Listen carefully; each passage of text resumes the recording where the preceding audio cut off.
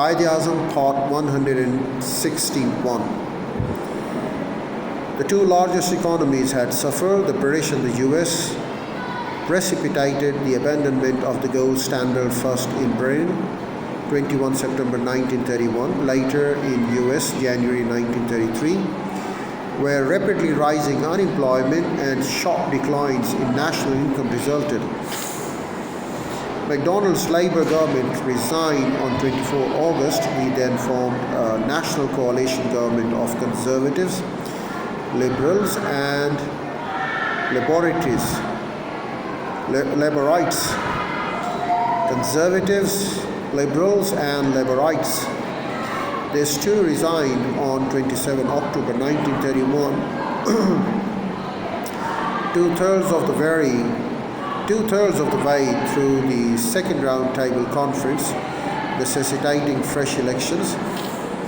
The general election of October 1931 returned MacDonald's coalition with a majority, and this government, dominated by the conservative, unsympathetic, to an extent even hostile to Indian aspirations for self-government.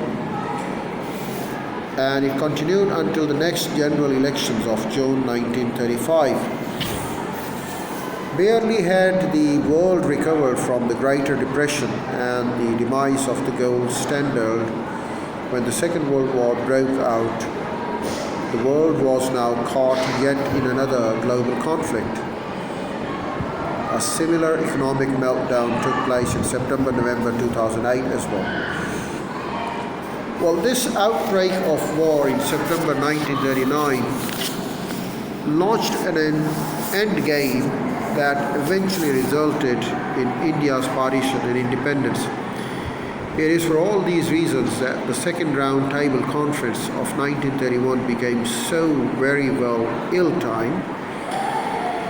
It was taking place against the background of the loss of jobs in Britain, rising unemployment, collapse of coalition, and the ensuing general elections. Indian constitutional discussions unavoidably then got pushed into the background. In consequence, the conference lurched about aimlessly in the uncertain anxiety, to such an extent that Muslim delegates threatened a walkout, being persuaded finally to say but only on a watching brief. The return after the elections of a government dominated by the Conservatives gave currency to fresh rumors about the real designs of this new government. Despite all these discouraging circumstances, the conference did meet, but rather irregularly, relegating its various committees to the task of dealing mostly with the procedural irrelevancies. This was not just untidy, it was a shabby way of dealing with India's problems.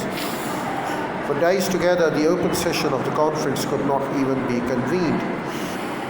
And when at last it did take place, that ironically happened to be Gandhi's day of silence.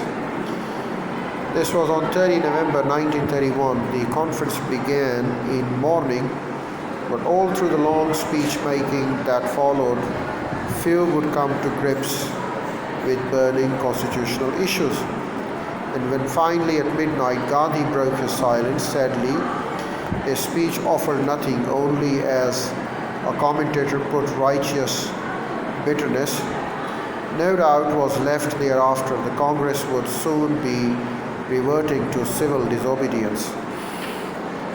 In any event, hostility with Muslim conference had got sharpened from the very start when Gandhi had attempted to take Ali Imam and M.A. Ansari as congressional nominees. The Muslim conference predictably treated this move as a deliberate attempt to undermine its Islamic credentials as the comprehensive representatives of the Muslims. These fruitless contentions did give Fazl Hussain the needed leverage to secure Ansari's exclusion from the Congress team.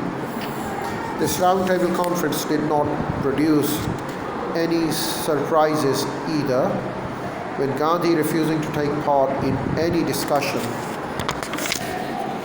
on the communal question except as a mediator. The situation was only marginally different from it had been in 1930.